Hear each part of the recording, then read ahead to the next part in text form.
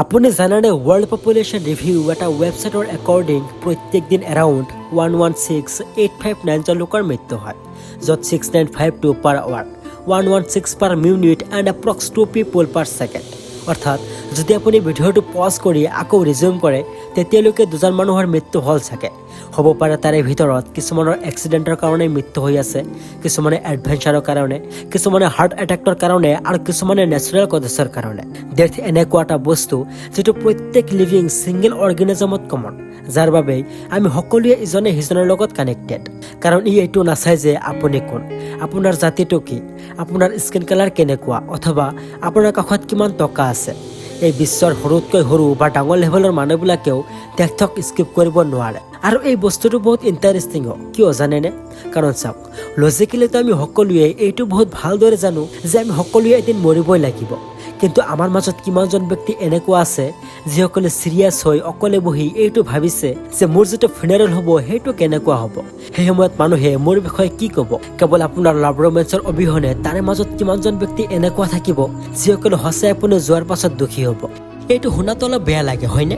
কিন্তু আপুনি অলপ নিজেই ভাবক, আজিৰ পৰা এৰাউণ্ড 110-15 বছৰ পিছত আজিৰ দিনত জীয়াই থকা কোনো হিউমেন বিং এই পৃথিৱীত জীয়াই নাথাকে। And we will get A totally new generation. আৰু সেই জেনেৰেশ্যনৰো 110-15 বছৰ পিছত they will also' gate A totally new generation.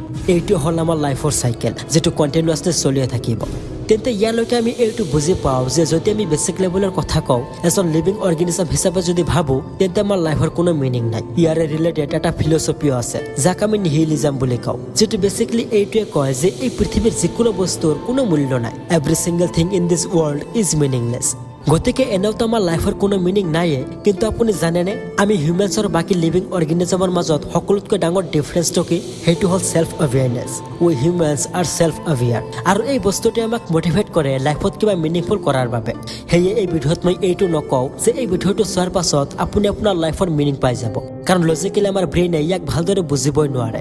এইটো কিছু পৰিমাণৰ এনেকুৱা যে আমি কোনো জন্তু কনচিয়াছনেছৰ বিষয়ে বুজাই আছো, যিটো অভিয়াছলি তেওঁ ইয়াক বুজিবই নোৱাৰে। কিন্তু কিছুমান এনেকুৱা বস্তু আছে যিবোৰ আমাক নিশ্চয় বুজিব লাগে। এনেকুৱা কিছুমান কথা আছে, অথবা আপুনি ক'ব পাৰে এইটোৱে ফাৰ্ষ্ট ষ্টেপ লাইফৰ কিছুমান ডিপ কনচেপ্ট বুজি পোৱাৰ। তাৰ মাজত প্ৰথমটো হ'ল কজ এণ্ড ইফেক্ট, যে এইটো কয় যে এই বিশ্বৰ প্ৰতিটো বস্তু যিটো আপুনি কয় বা কৰে সেইটোৰ কিবা নহয় কিবা ইফেক্ট আপোনাৰ ওপৰত নিশ্চয় পৰে। ইয়াক আপুনি বাটাৰফ্লাই ইফেক্টটো ক'ব পাৰে, নাইবা নিউটনৰ থাৰ্ড ল একশ্যন ৰিয়েকশ্যনো ক'ব পাৰে। ফৰ এক্সাম্পল, বহুতো মানুহে এনেকুৱা ভাবে যে এটা দুটা চিগাৰেট খালে একো নহয়, নাইবা সৰু সুৰা একশ্যন লোৱাত আমাৰ লাইফত একো নহয়, য'ত ৰিয়েলিটি এইটো যে তাত কিবা নহয় কিবা ইফেক্ট নিশ্চয় পৰে। যেনেকুৱা যদি আমি চিগাৰেটৰ উদাহৰণটো চাওঁ, এটা দুটা চিগাৰেট খোৱাত আপোনাৰ শৰীৰৰ একো নহওক কিয়, কিন্তু আপোনাৰ মস্তিষ্কৰ সেই ডপামিনৰ ষ্ট্ৰাকচাৰ নিশ্চয় চেঞ্জ হয়, যিটো আপোনাক আকৌ চিগাৰেট খোৱাৰ ক্ৰেভিং দিয়ে। ঠিক এই বস্তুটোৱে ছেকেণ্ড এক্সাম্পলত লৈ আহক। প্ৰত্যেক দিন সৰু সুৰা একশ্যন লোৱাত হয়তো আপুনি এটা ৰিজাল্ট দেখা নাপাব, কিন্তু একশ্যন লোৱাত আপোনাৰ মস্তিষ্কৰ যিটো ষ্ট্ৰাকচাৰ চেঞ্জ হ'ব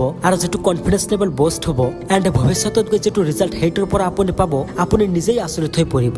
তাৰ পিছতো আপুনি এতিয়া যিটো পজিশ্যনত আছে সেইটো অতীতত লোৱা একশ্যনৰ কাৰণেই আছে। চ' একশ্যন লোৱা ষ্টাৰ্ট কৰক।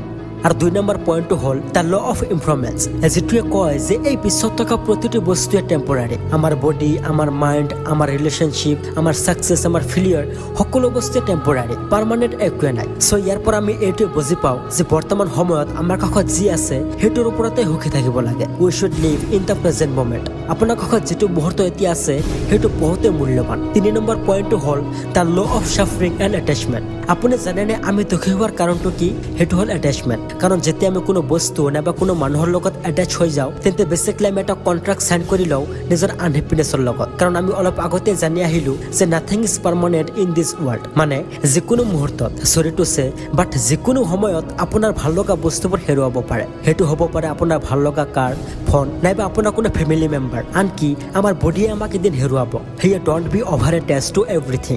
4 নম্বৰ পইণ্টটো হ'ল we are going to die one day, যিটো একচেপ্ট কৰাটো মানুহৰ বাবে one of the toughest thing. কাৰণ এই বস্তুটোৱে মানুহক দুখী কৰি পেলায়। কিন্তু ৰিয়েলিটি এইটো যে মৃত্যু কোনো এনেকুৱা বস্তু নহয় যাক আমি ভয় খাব লাগে। বৰঞ্চ মৃত্যু এৰি আমি যেতিয়ালৈকে এই পৃথিৱীত আছো আমি আমাৰ লাইফ বহুত ভালদৰে জীৱ পাৰি, সুখত থাকিব পাৰি, সুখ বিলাব পাৰি। ডেথ এনেকুৱা এটা বস্তু যিটো আমাক ছাডেনলি এইটো ৰিয়েলাইজ কৰাই দিয়ে we don't have to much time to think about worries, to think about past or to waste our time. আৰু যেতিয়া আমাক এই বস্তুবোৰ ৰিয়েলাইজেশ্যন হয় আৰু যেতিয়া আমি আমাৰ বৰ্তমান মুহূৰ্ত বেষ্ট বনাব বিচাৰো, তেন্তে এই বস্তুটোৱে আমাক লাইফক এটা ৰিচ লাইফ বনায়। And obviously we will get a meaning in life. আৰু সকলোতকৈ ইম্পৰ্টেণ্ট ডেথ এনেকুৱা এটা বস্তু যিটোৱে আপোনাক মোক আৰু এই পৃথিৱীত আমাক সকলোকে কানেক্ট কৰে আৰু আমাক এইটো ৰিয়েলাইজ কৰাই দিয়ে যে আমি আৰু এই পৃথিৱীত থকা 7 বিলিয়ন মানুহ we all are connected to each other. So এই চাৰিটা ইউনিভাৰ্চেল ট্ৰুথ জনাৰ পিছত আপুনি কি শিকিবলৈ পালে কমেণ্ট কৰি জনাবলৈ নাপাহৰিব। থেংকছ ফৰ ৱাচিং।